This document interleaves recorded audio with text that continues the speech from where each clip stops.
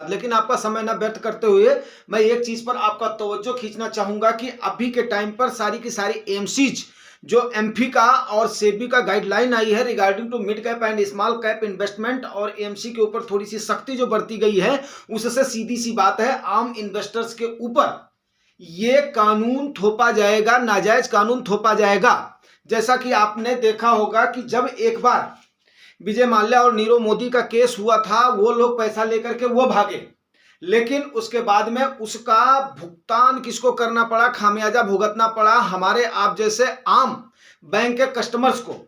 क्यों? उस समय कई सारे लोग जो घर से बाहर थे, जो अपने घर पे काम करते थे, उन पर केवाईसी के बहाने उनकी हर जगह पे पेमेंट वगैरह रोक दी गई थी और वो परेशान हो गए थे। उस समय झल्लाहट यही आ रही थी कि करे कोई भरे कोई। लेकिन ये हमारे यहाँ की विडंबना है कि आम आदमी ही इसमें पिसता है। दूसरी चीज, मुझे यहाँ पर जो इस प्रकार से आज कोटक की एमसी की शिकायतें मिली हैं और भी एक ये जोशी जी भी बोल रहे हैं कि स्मॉल कैप में हमारा फोलियो में क्या हो रहा है, एसआईपी हमारा अपडेट नहीं हो पा रहा है। तो इस प्रकार से एसबीआई स्मॉल कैप का मैं बताऊं कि उसमें लमसम तो बहुत पहले से बंद है एंड एसआईपी के लिए कोई भी मना नहीं था। पर पैन 25,000 का उसमें आपका फिक्स था कि आप कर सकते थे। लेकिन अगर ऐसा जोशी सर इशू आ रहा है, आप उनके कस्टमर केयर पर बात करें और उसके बाद में उनको बोलिए कि जो आपने गाइडलाइंस जारी किया है हम उसी का ही पालन कर रहे हैं। हमें आपको 50,000 रुपये नहीं करना है, लमसम नहीं करना है, हमें ओनली 1 एसआईपी करनी है, मेरी ये एसआईपी, और उनको मानना ही पड़ेगा उस चीज को। ठीक है ना। दूसरा, अगर नहीं मानते हैं तो फिर आप बताइएगा, उसकी एक सेबी की एक नंबर है मैं आपको दूंगा, उस पर आप कंप्लेन करिएगा, मेल कर दीजिएगा, उस पर उनकी एक ईमेल की वेबसाइट भी है। दूसरी चीज मैं आपको यह बताना चाहता हूं कि आप इसमें जो है सिर्फ और सिर्फ इक्विटी का पोर्शन जो है उसको आप पक्का मद्देनजर ध्यान में रखेंगे। लेकिन उससे पहले मैं आगे बढ़ने से पहले आपको बता दूं कि invest in mutual fund and queries, तो सबसे पहले क्यूरीज को कवर कर लेते हैं। दूसरा, एक राजू राज सर का मैं आभार व्यक्त करना चाहूंगा, जो कि उन्होंने काफी सारा इमोशनल होकर के और उसके बाद में कमेंट करा है। सर देखिए, ये फाइनेंशियल ऐसी चीज है जिसमें ज्यादा इमोशंस नहीं होना चाहिए। आपको अपनी मिट्टी की अगर इतनी खुशबू है, अपनी मिट्टी से इतना प्यार है, तो हम आपकी भावना को कद्र करते हैं। जो भी देश से अगर बाहर हैं उन्हें ऑटोमेटिक सी बात है कि अपनी मिट्टी से प्यार तो होता है, क्योंकि भारत की मिट्टी की खुशबू ऐसी है। हमारे ऋषि मुनियों ने इतनी तपस्या करी हुई है, इसको इतना महकाया हुआ है। महात्मा गांधी का ये कोट मैं यूज करना चाहूंगा। महात्मा गांधी का था या अंड्रू जी का था मेरे ख्याल से। वो जब समुद्र के किनारे उतरे हैं तो लौटने लगे थे भाव विभोर होकर के। तो जाहिर सी बात है कि हाँ, अपनी मिट्टी की खुशबू, अपनी मिट्टी का प्यार, अपने देश के लोगों का जो एक मोह माया होती है वो अलग ही फीलिंग होती है। तो हमने इसको कई लोगों की उनकी बातों में, उनकी ऑटोबायोग्राफी को पढ़ने के बाद में उस चीज को हमने महसूस किया है एंड आपकी उस भावना की हम कद्र करते हैं। मैं शुक्रगुजार हूं उसका। दूसरा सर, रही बात की फाइनेंशियल प्लानिंग की। फाइनेंशियल प्लानिंग देखिए सर, आप अपने आप को द बेस्ट जानते हैं। आपकी इनकम क्या है, आपका सोर्स ऑफ इनकम क्या है, उसके बाद में आपका रिस्क एपेटाइट क्या है और आपका गोल क्या है। जब एक बार ये सारी चीजें आप पेपर पेन लेकर के बैठेंगे, अपनी इनकम को सबसे पहले कैलकुलेट करिए, अपने टोटल असेट्स को आप कैलकुलेट करिए, उसके बाद में अपने गोल को सेट करिए कि कितने कितने साल में, जैसे आपने बताया कि मेरा 6 ईयर्स का एक बच्चा है, तो बच्चे की, ठीक है, जाहिर सी बात है, एक पेरेंट को अपने बच्चे की भविष्य की चिंता होती है। ठीक है ना। हमें भी अपने बच्चों की भविष्य की चिंता है, हमारे पेरेंट्स भी करते थे, हमारे दादाजी उनकी करते थे, वो एक मानव का स्वभाव है।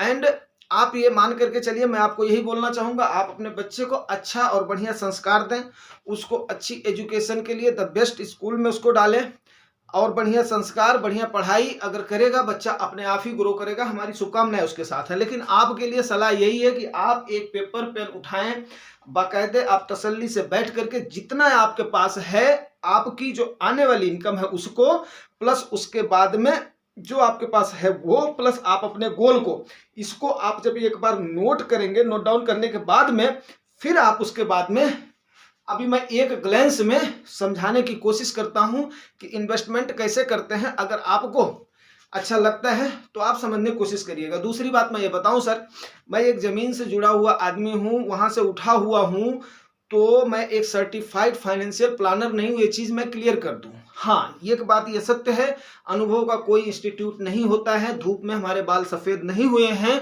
तो मैं उन चीज़ों को एक बार एक ग्लैंस में समझाने की कोशिश करूँगा। आप वहाँ पर अपने आप को करेक्टर रख करके, because you know very well to yourself, आप अपने आप को रख करके उसके बाद में उसको उतारिए और वहाँ पर सर आप आगे बढ़ जाइए, कोई भी उसमें परेशान होने की ज़रूरत नहीं है। अगर आपको थोड़ी भी और दिक्कत महसूस होती है तो आपके नियर बाई कई सारे ऐसे फाइनेंशियल प्लानर होंगे, बट मैं आपको इतना ही सलाह देना चाहूंगा कि आप उनके थ्रू कोई प्लान नहीं लेंगे, जो भी लेना है आप डायरेक्ट प्लान लेंगे, या ऑलरेडी आपको बताया हुआ है।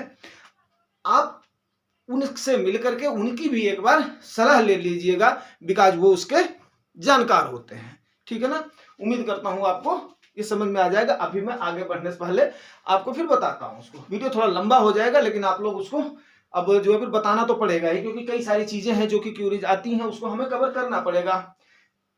दूसरे हमारे सेंट पॉल जी, एक हमारे बड़े मासूम से और अच्छे से यंग से व्यूअर हैं, लेकिन सेंट पॉल जी आप जो है थोड़ा सा क्या बोलते हैं, थम करके जोश एज के मुताबिक जो जोश में थोड़ा सा होश भी रखना है। ठीक है ना। हाँ, अंधेरा से उजाला, अरे भाई अंधेरे के बाद में उजाला तो आता है, रात के बाद में दिन आता ही आता है। ठीक है ना।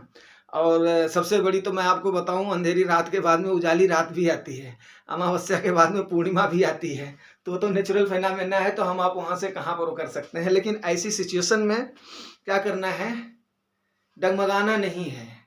ठीक है ना, डगमगाना नहीं है। तो ऐसी सिचुएशंस को जब आप खास करके बड़े लोगों की ऑटोबायोग्राफियां पढ़ेंगे और उसके बाद में थोड़ा सा आसपास में क्यूरियोसिटी जैसे होती है उसको देखोगे, तो वो कभी भी किसी भी विषम परिस्थिति से घबराते नहीं हैं और उसके बाद में उसका सोल्यूशन तुरंत ही निकाल लेते हैं। ठीक है ना। तो अब उसका सोल्यूशन और क्या हो सकता था, गई है लाइट तो गई है, हमें अपने व्यूअर से अगर बात करनी है तो करनी है, फेस नहीं दिख रहा है तो नहीं दिख रहा है, ऑडियो, भाई ऑडियो प्लस वीडियो दो चीजें हैं, अगर दोनों में से एक वीडियो गायब हो गया तो मैं उसके बाद में फिर उस करके कटअप करके हूँ करके क्यों मैं उसको करूँ, रोकूँ मैं क्यों, कंटिन्यूटी को रोकने का मतलब नहीं है। उसी प्रकार से फिर मैं आपको क्या सलाह दूंगा, मार्केट की अगर गिरावट है तो गिरावट है, गिरावट के बाद में फिर उसके बाद में अप आएगा, वो तो सबसे बड़ा एग्जाम्पल हो गया आपके लिए। उम्मीद करता हूं कि आपको एक एग्जाम्पल भी मिल गया होगा। अगर जो है गिरावट होगी तो उस समय डरना नहीं है, दबना नहीं है, डटे रहना है। उस वीडियो को याद करना है, लाइट जाने के बाद में अंधेरे में भी जो हमने किया है, तो अंधेरे के बाद में उजाला आएगा। ठीक है ना।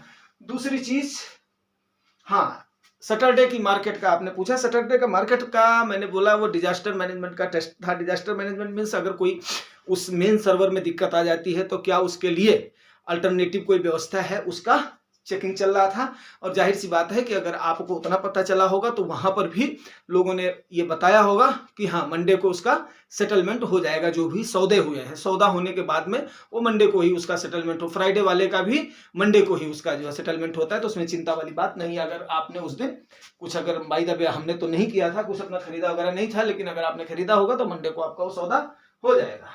ठीक है ना। ओके, अब आगे। ठीक है,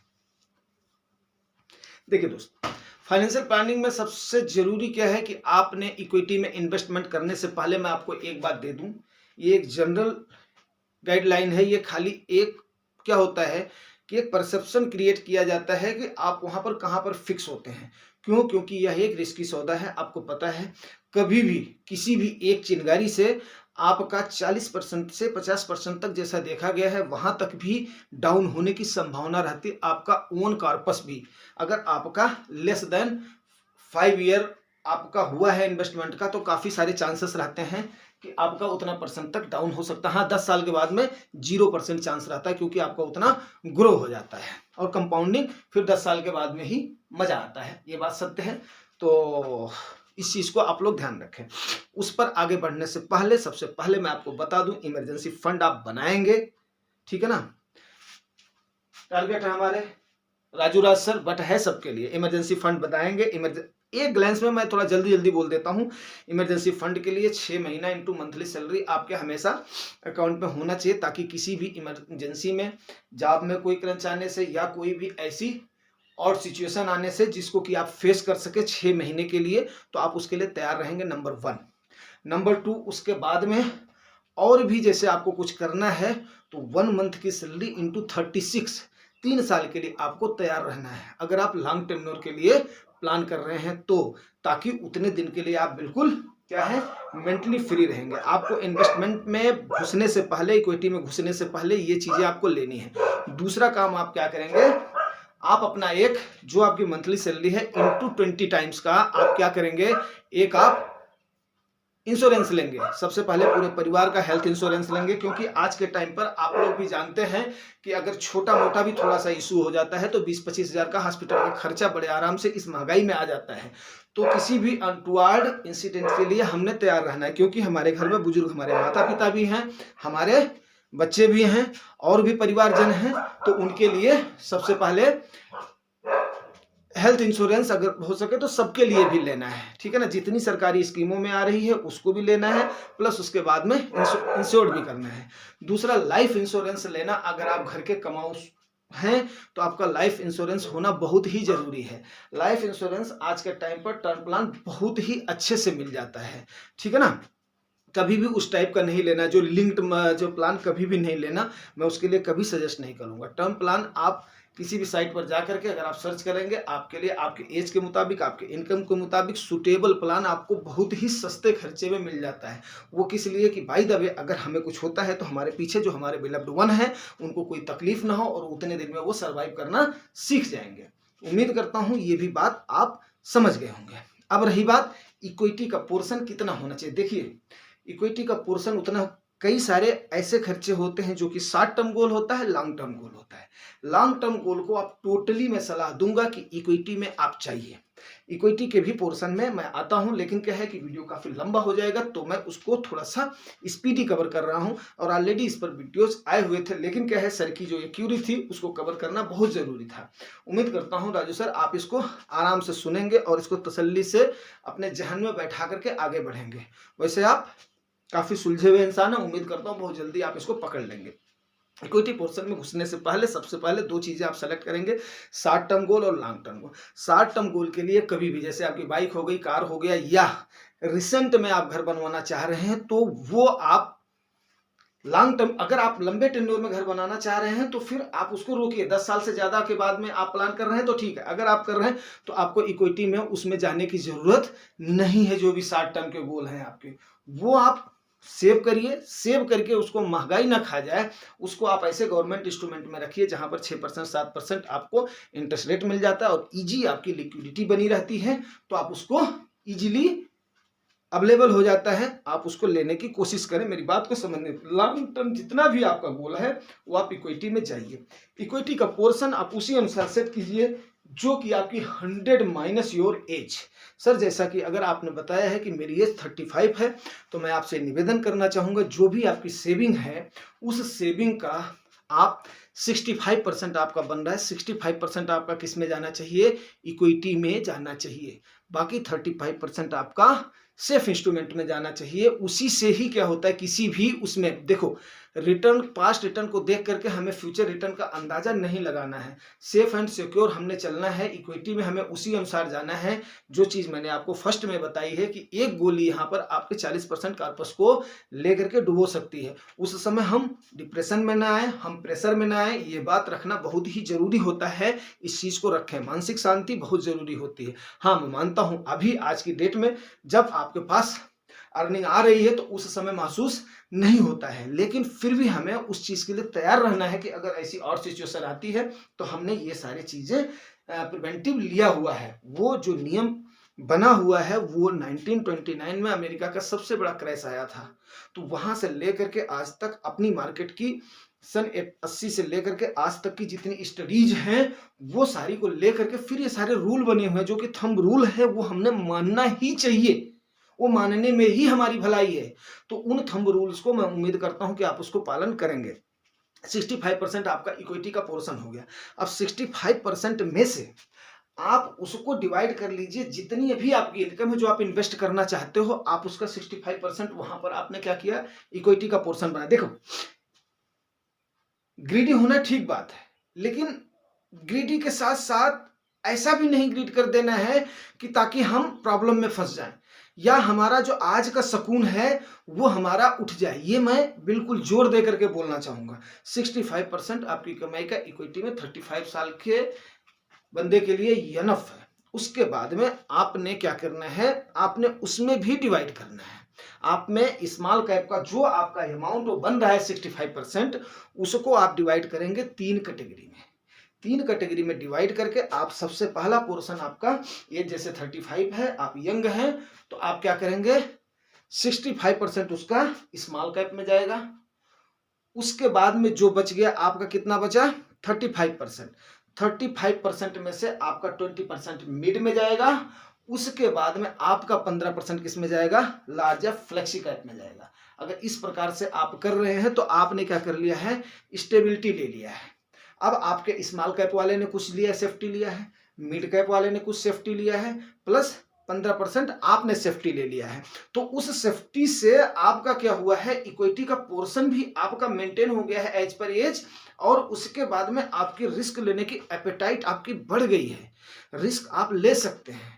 तो उम्मीद करता हूं ये सारी चीजें आप लोगों को समझ में आ गई होगी। ये मैंने जनरल परसेप्शन में समझाने की कोशिश किया है।